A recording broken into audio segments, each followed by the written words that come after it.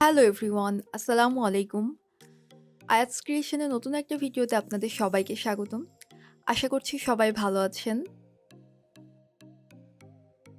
বাসায় চিকেন এবং ব্রেড থাকলে খুব সহজেই কিভাবে চিকেন স্যান্ডউইচ তৈরি করা যায়, সেই রেসিপিটাই আপনাদের সাথে শেয়ার করব। এটা তৈরি করা যতটা সহজ, খেতে ততটাই মজার। চিকেন স্যান্ডউইচ বানানোর জন্য প্রথমেই আমি চিকেনটাকে রেডি করে নিব।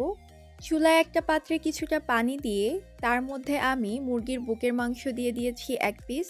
এবার আমি ১ চা চামচ আদা বাটা, ১ চা চামচ রসুন বাটা, হাফ চা চামচ গোলমরিচের গুঁড়া, ১ চা চামচ লবণ দিয়ে মাংসটাকে ১০ থেকে ১২ মিনিটের মতো সিদ্ধ করে নিয়েছি।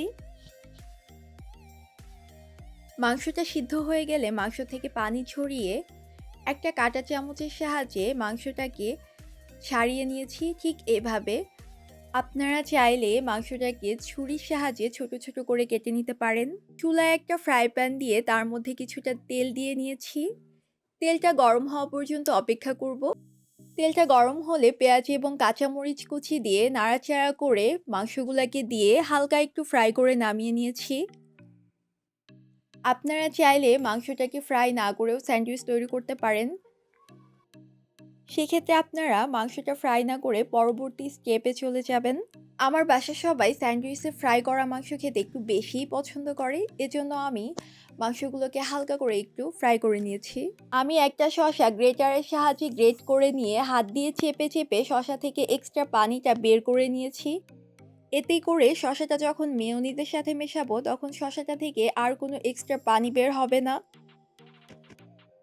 একটা বাটিতে মাংস, শসা এবং মেয়োনিজ দিয়ে খুব ভালোভাবে মিক্স করে নিয়েছি। আমি আজকে হোমমেড মেয়োনিজটা ব্যবহার করেছি। আপনারা চাইলে দোকানের কেনা মেয়োনিজটা ব্যবহার করতে পারেন। যেহেতু আমি হোমমেড মেয়োনিজটা ব্যবহার করছি, সেক্ষেত্রে আমার মেয়োনিজে পর্যাপ্ত পরিমাণ চিনি অ্যাড করা আছে। এজন্য আমি এখানে আর কোনো চিনি অ্যাড করছি না। আপনারা এখানে আপনাদের স্বাদ মতো চিনি অ্যাড করে নিতে পারবেন। কিছু ব্রেড নিয়ে ব্রেডের সাইডে যে ব্রাউন অংশটা থাকে সেই অংশটা একটা ব্রেড নাইফের সাহায্যে কেটে আলাদা করে নিয়েছি। আমি ব্রেডের এই ব্রাউন অংশটা নষ্ট করব না, এটা দিয়ে আমি পরবর্তীতে ব্রেড ক্রাম্ব তৈরি করব। একটা ব্রেড নিয়ে তার উপরে চিকেনের মিশ্রণটা খুব ভালোভাবে ছড়িয়ে দিয়েছি। এবার তার উপরে আরেকটা ব্রেড দিয়ে মাঝখান থেকে ব্রেড নাইফের সাহায্যে কেটে নিয়েছি। এভাবেই আমি বাকি স্যান্ডউইচগুলোও তৈরি করে নিয়েছি।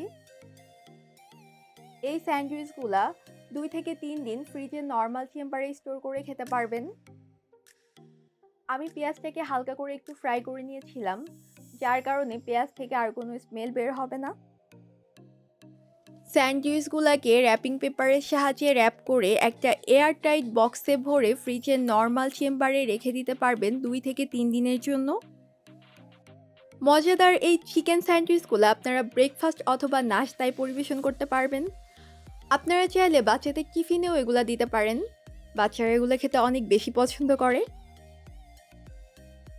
আজকের ভিডিওটা এই পর্যন্তই। ভিডিওটা ভালো লাগলে লাইক, কমেন্ট, শেয়ার করে দিবেন। মজার মজার রেসিপি ভিডিও পেতে আমার চ্যানেলটাকে সাবস্ক্রাইব করে দিবেন। আপনি যদি ফেসবুক থেকে ভিডিও দেখে থাকেন তাহলে আমার ফেসবুক পেজ ayat'screation একটা ফলো দিয়ে রাখবেন পরবর্তী ভিডিওর আপডেটের জন্য। সবাই ভালো থাকবেন। আল্লাহ হাফেজ।